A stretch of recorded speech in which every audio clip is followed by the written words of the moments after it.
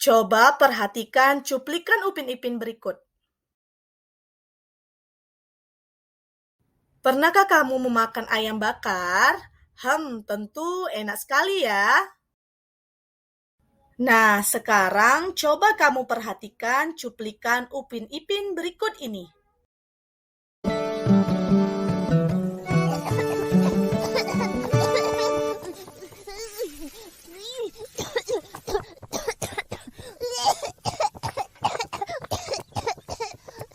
Di pasar sana lah. Sana.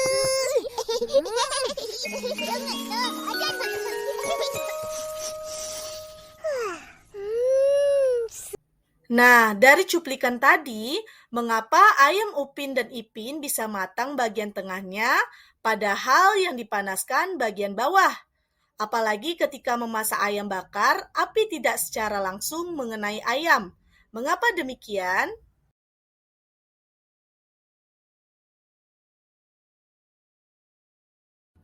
Halo pejuang IPA, di awal video ada cuplikan Upin Ipin sedang membakar ayam dengan menggunakan tempat pemanggang.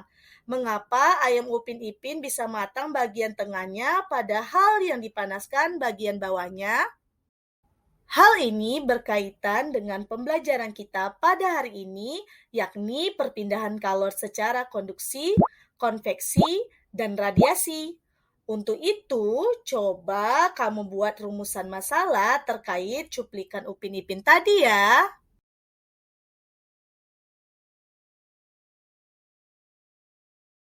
Benda yang jenisnya berbeda memiliki kemampuan menghantarkan panas secara konduksi yang berbeda pula. Kemampuan menghantarkan panas ini disebut dengan konduktivitas.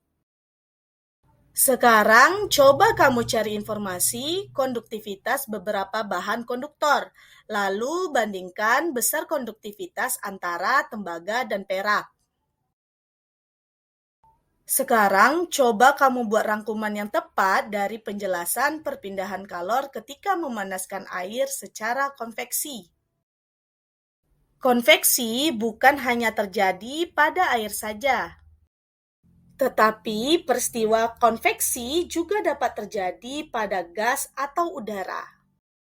Apakah kamu tahu cerobong asap? Setiap pabrik memiliki cerobong asap yang menjulang tinggi. Hal ini dilakukan agar asap pabrik tidak terhirup oleh manusia secara langsung. Nah, proses konveksi gas yang terjadi pada cerobong asap ini dapat diilustrasikan sebagai berikut.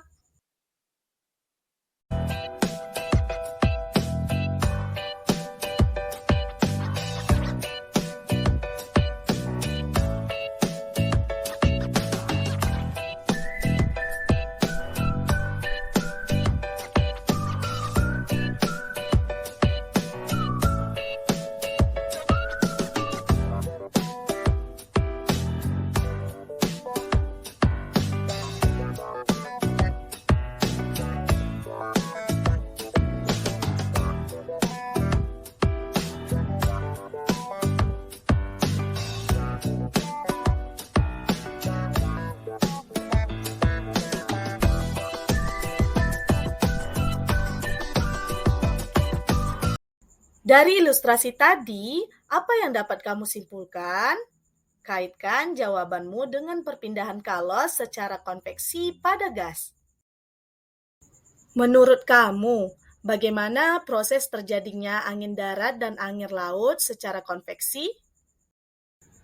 Nah, contoh perpindahan kalor secara radiasi banyak dimanfaatkan dalam bidang teknologi loh.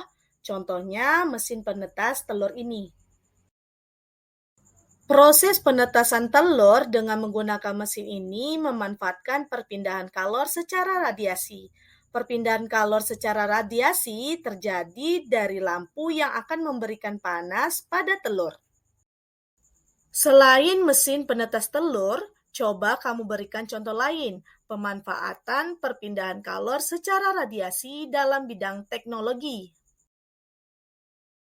Nah, itulah penjelasan tentang perpindahan kalor secara konduksi, konveksi, dan radiasi. Sekarang, coba kamu tafsirkan gambar berikut ini. Perpindahan kalor apa saja yang dapat terjadi pada ketiga gambar berikut?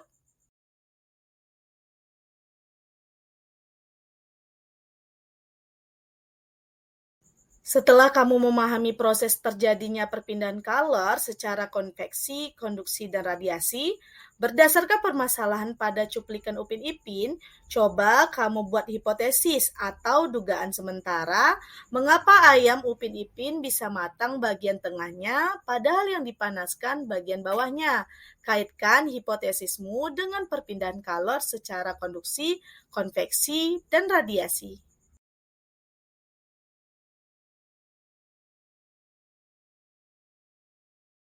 Agar kamu lebih memahami tentang perpindahan kalor, mari kita kumpulkan informasi dengan melakukan percobaan konduksi, konveksi, dan radiasi. Kemudian jawab pertanyaan-pertanyaan yang tersedia di dalam lembar kerja kamu ya.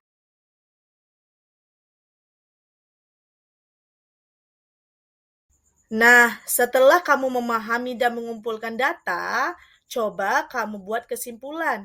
Mengapa ayam Upin Ipin bisa matang bagian tengahnya padahal yang dipanaskan bagian bawahnya?